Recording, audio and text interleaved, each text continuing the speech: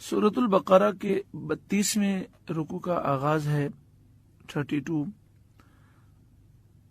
دوسرے پارے کا 16واں رکوع ہے اور سورہ بقرہ کی آیت نمبر 243 243 ہے۔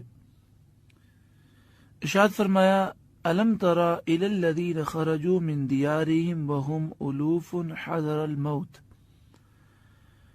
اے محبوب کیا آپ نے نہ دیکھا تھا انہیں جو اپنے گھروں سے نکلے اور وہ ہزاروں تھے، موت کے ڈر سے نکلے۔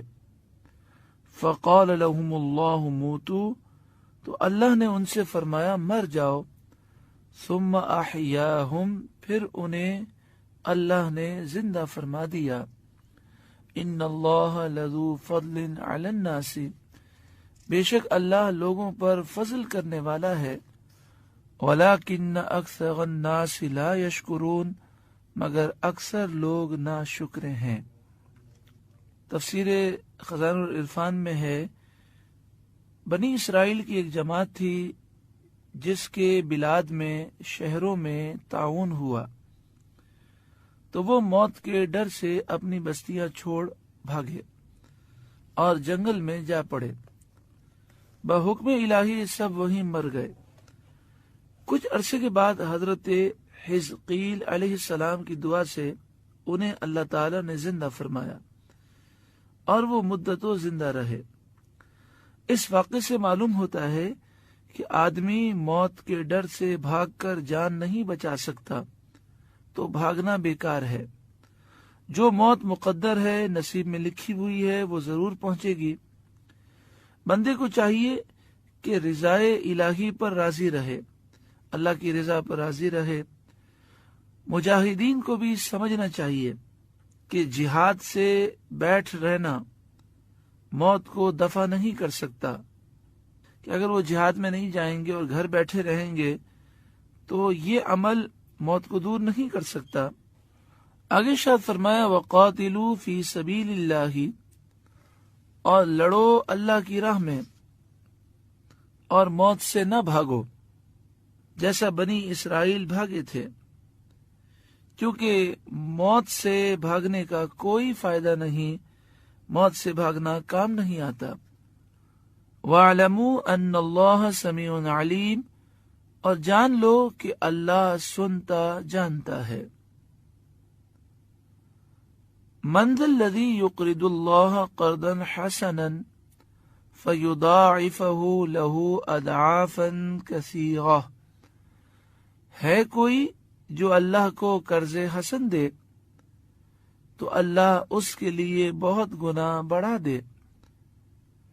واللہ یقبض ویبسط، اور اللہ تنگی کرتا ہے اور کشائش کرتا ہے، اللہ روزی میں کمی کرتا ہے اور روزی میں اضافہ فرماتا ہے۔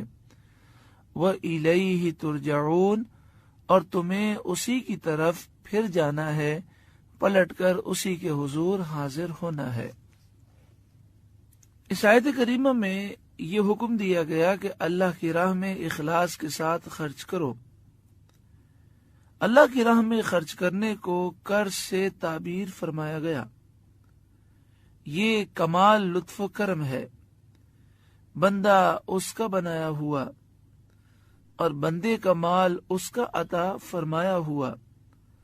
حقیقی مالک وہ اور بندہ اس کی عطا سے مجازی ملک رکھتا ہے، مگر قرض سے تعبیر فرمانے میں یہ دل نشی کرنا منظور ہے۔ اس میں یہ درس دیا جا رہا ہے کہ جس طرح قرض دینے والا اطمینان رکھتا ہے کہ اس کا مال ضائع نہیں ہوا، وہ اس کی واپسی کا مستحق ہے، ایسے ہی راہ خدا میں خرچ کرنے والے کو اطمینان رکھنا چاہیے کہ وہ اس خرچ کرنے کی جزا یقیناً پائے گا اور بہت زیادہ پائے گا۔ کتنا پیارا انداز ہے اس آیت کریمہ میں۔ اس کے باوجود اگر ہم خرچ نہ کریں، پھر غور کریں، ہمیں اللہ نے پیدا کیا، ہمیں یہ صحت، تندرستی، عافیت اللہ نے دی، مال اس نے دیا، اسی کی راہ میں ہمیں خرچ کرنا ہے۔ دینے والا وہی ہے اور یہ اس کا فضل ہے کہ وہ قبول فرماتا ہے اور پھر اس دینے کو قرض حسن فرماتا ہے۔ کتنا پیارا انداز ہے کہ جس طرح ہم کسی کو قرض دیں تو ہم یہ مطالبہ رکھتے ہیں کہ میں نے آپ کو اتنے پیسے دیے ہیں، مجھے واپس چاہیے، اور ہم واپسی کا حق رکھتے ہیں۔ تو کتنا پیارا انداز ہے کہ اے لوگوں، تم نے اللہ کی راہ میں جو مال خرچ کیا، یہ مال تمہارا ہی ہے، اللہ تمہیں واپس عطا فرمائے گا، دنیا میں کئی گنا بڑھا کر، اور آخرت میں جنت کی نعمتیں بے حساب عطا فرمائے گا۔ یہاں یہ فرمایا گیا فَيُضَاعِفَهُ لَهُ أَضْعَافًا كَثِيرًا، تو اللہ اس کے لیے بہت گنا بڑھا دے گا۔ جب کوئی شخص اللہ کی راہ میں مال خرچ کرتا ہے، کسی قسم کا اسے نقصان نہیں ہے، 1 روپیہ دیا تو اللہ تعالیٰ اسے دنیا میں 10 عطا فرمائے گا، اور یہ کم از کم ہے۔ بہت سے لوگوں کے لیے اس سے زیادہ بڑھایا جاتا ہے، اور 700 تک ذکر فرمایا گیا کہ 1 کے بدلے 700 عطا فرمائے گا۔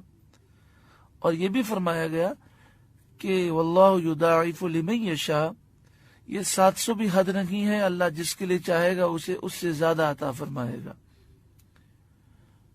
اور آخرت میں تو وہ بے حساب عطا فرمائے گا۔ واللہ یقبض ویبسط، اللہ جس کے لیے چاہے روزی تنگ کر دیتا ہے، جس کے لیے چاہے وسعت دیتا ہے۔ تنگی کرنا، فراخی کرنا اس کے قبضے میں ہے، اور وہ وعدہ کرتا ہے کہ جو اس کی راہ میں خرچ کرے گا اللہ اسے وسعت عطا فرمائے گا۔